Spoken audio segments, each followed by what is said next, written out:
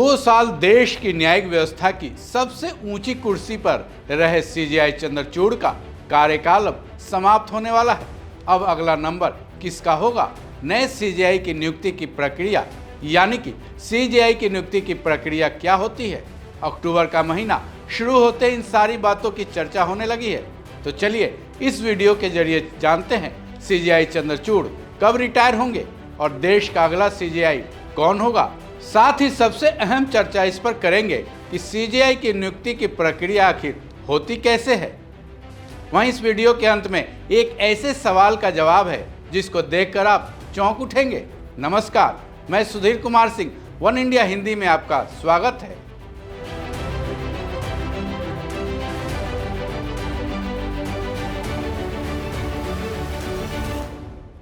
CJI Chandrachud ने 2022 में 9 नवंबर को भारत के 50वें चीफ जस्टिस ऑफ इंडिया के रूप में शपथ ली थी। अब 10 नवंबर को सीजेआई चंद्रचूड़ रिटायर हो जाएंगे, यानी कि सीजेआई चंद्रचूड़ का कार्यकाल काफी लंबा और कुल मिलाकर 2 साल का रहा। इस दौरान उन्होंने देश हित में कई ऐसे फैसले दिए जिनका असर पूरे देश की जनता पर सकारात्मक पड़ा।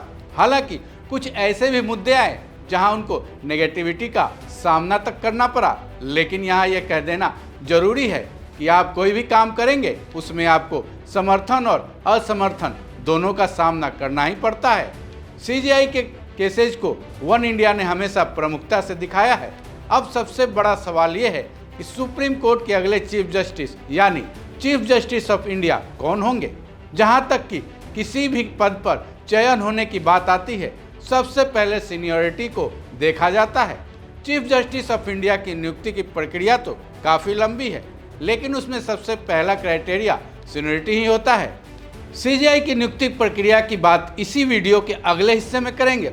उससे पहले ये जान लेते हैं कि सीनियरिटी के आधार पर सीजेआई के बाद अगला नंबर किसका होगा। सीजेआई चंद्रचूड़ के बाद हायरार्की के आधार पर देखा जाए तो सुप्रीम कोर्ट के जज जस्टिस संजीव खन्ना का नाम सामने है। हालांकि जस्टिस संजीव खन्ना के नाम पर मुहर लगनी अभी बाकी है। तो चलिए पहले ये जान लेते हैं कि जस्टिस संजीव खन्ना हैं कौन। जस्टिस संजीव खन्ना कौन है जो बन सकते हैं अगले सीजेआई? जस्टिस संजीव खन्ना अभी सुप्रीम कोर्ट के जज हैं। सीजेआई चंद्रचूड़ के बाद वो सबसे सीनियर जज हैं। जस्टिस खन्ना ने वकालत की शुरुआत के दिनों में 30 हजारी और दिल्ली हाई कोर्ट में प्रैक्टिस किया था। आगे चलकर उन्होंने सुप्रीम कोर्ट में वकालत की। Justice Sanjeev Khanna constitutional law, company law, commercial law, direct law के बड़े जानकार हैं।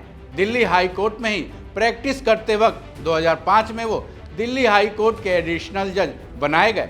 फिर अगले साल 2006 में उन्हें दिल्ली हाई कोर्ट का परमानेंट जज नियुक्त कर दिया गया, जिसके बाद उनका सफ़र जारी रहा और आज वो सुप्रीम कोर्ट के जज हैं।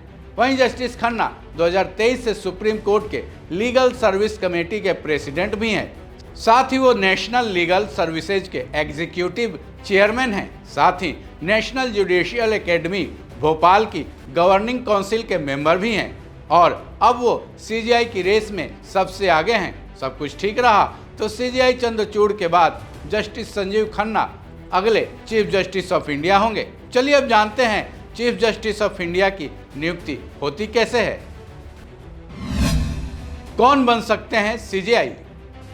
सीजेआई की नियुक्ति की प्रक्रिया बेहद ही गंभीर है। इसमें सुप्रीम कोर्ट कॉलेजियम से लेकर केंद्र सरकार तक की दखल होती है। इसके बारे में कानून मंत्रालय की वेबसाइट पर डिटेल में ब्यौरा उपलब्ध है, जिसके मुताबिक वरिष्ठता के सिद्धांत के मुताबिक सुप्रीम कोर्ट के सबसे सीनियर जज को सीजेआई नियुक्त किया जाता है।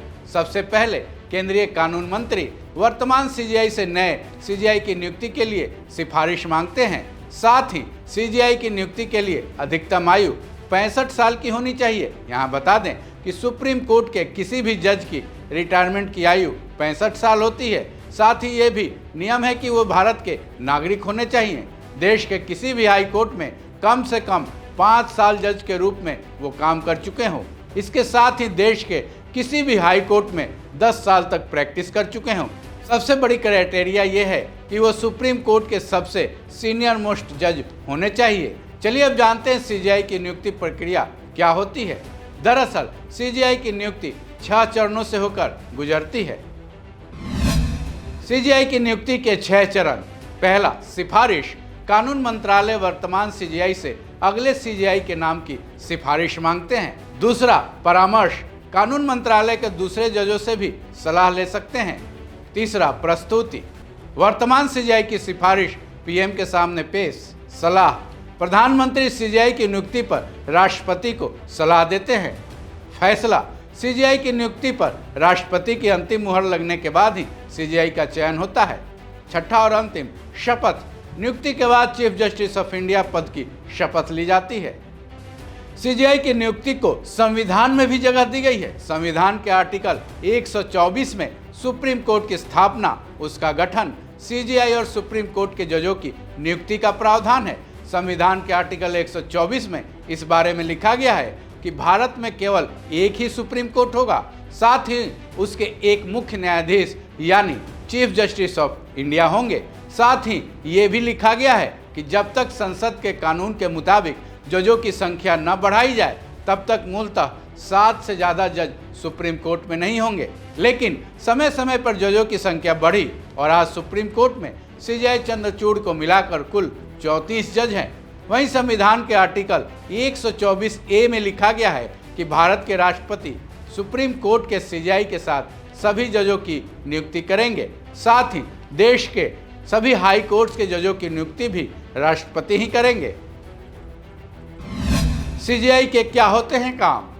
अगर आप ये सोच रहे होंगे कि सीजीआई का काम केवल फैसले सुनाना ही है तो आप गलत हैं। तो फिर सीजीआई के क्या क्या काम होते हैं, चलिए वो भी जान लेते हैं। ये तो मालूम ही है कि सीजीआई सुप्रीम कोर्ट के मुखिया होते हैं। साथ ही वो मास्टर ऑफ रोस्टर होते हैं, यानी कि कौन से केस की तारीख कब देनी है, किस केस के जज कौन होंगे, खास केसेस के लिए जजों की जो बेंचेज बनती हैं उनमें कौन कौन से जज होंगे।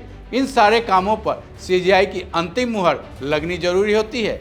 वहीं सीजीआई 2 या 2 से ज़्यादा जजों की बेंच को गठित कर सकते हैं। उनके पास बेंचेज को केस असाइन करने का अधिकार होता है। इसके साथ ही सीजीआई सुप्रीम कोर्ट कॉलेजियम के मुखिया भी होते हैं। तभी कानून मंत्रालय वर्तमान सीजीआई से अगले सीजीआई के नाम की सिफारिश मांगते हैं। साथ ही साथ सीजीआई सुप्रीम कोर्ट के तमाम एडमिनिस्ट्रेटिव कामकाज को भी देखते हैं। क्या निलंबित हो सकते हैं सीजीआई? इस पूरे वीडियो में ये एक अहम सवाल है। अहम सवाल ये है कि क्या सीजीआई को भी निलंबित किया जा सकता है, यानी कि कार्यकाल पूरे होने से पहले ही उन्हें हटाया जा सकता है? क्योंकि जब कोई देश के इतने ऊंचे और पावरफुल पद पर बैठा हो, कानून का ही मुखिया हो, तो उस पर कानूनी कार्यवाही कैसे की जा सकती है? लेकिन इसका जवाब इन सभी सवालों के साथ जुड़े भ्रम के गुब्बारों को फोड़ देगा, क्योंकि इसका जवाब है हाँ, सीजीआई को भी निलंबित किया जा सकता है, यानी उनको पद से हटाया जा सकता है। लेकिन इसकी भी एक प्रक्रिया है। यह प्रक्रिया सीजीआई के साथ सुप्रीम कोर्ट के किसी भी जज पर लागू होता है। सीजीआई और सुप्रीम कोर्ट के जज को महाभियोग यानी इम्पीचमेंट के जरिए उनके पद से हटाया जा सकता है। इसके बारे में भी संविधान में चर्चा की गई है, जिसके मुताबिक महाभियोग संसद के दोनों सदनों की कुल मेंबरशिप के बहुमत और उपस्थित संसद सदस्यों के मतदान के आधार पर लगाया जाता है। इसमें फैसला 2/3 सदस्यों की बहुमत के आधार पर किया जाता है। अब अंत में आपको इस बारे में एक और जानकारी देनी जरूरी है। सवाल ये है कि क्या रिटायर होने के बाद सुप्रीम कोर्ट के जज या फिर चीफ जस्टिस ऑफ इंडिया वकालत कर सकते हैं? क्योंकि आमतौर पर देखा जाता है कि कोर्ट्स के जज रिटायरमेंट के बाद वकालत करते हैं, लेकिन यहाँ मामला अलग है, क्योंकि सीजीआई हो या फिर सुप्रीम कोर्ट का कोई भी जज रिटायरमेंट के बाद देश के किसी भी स्तर के कोर्ट में वकालत नहीं कर सकते हैं, क्योंकि रिटायरमेंट के तुरंत बाद ही उन्हें वकालत से डीबार कर दिया जाता है। और अब अंत में आपसे एक सवाल, सीजीआई की नियुक्ति की जानकारी वाला ये वीडियो आपको कैसा लगा? इसका जवाब आप कमेंट बॉक्स में जरूर दीजिएगा, ताकि ऐसी ही जानकारी वाले वीडियो बनाने के लिए हमारा उत्साह बना रहे। इस वीडियो में बस इतना ही।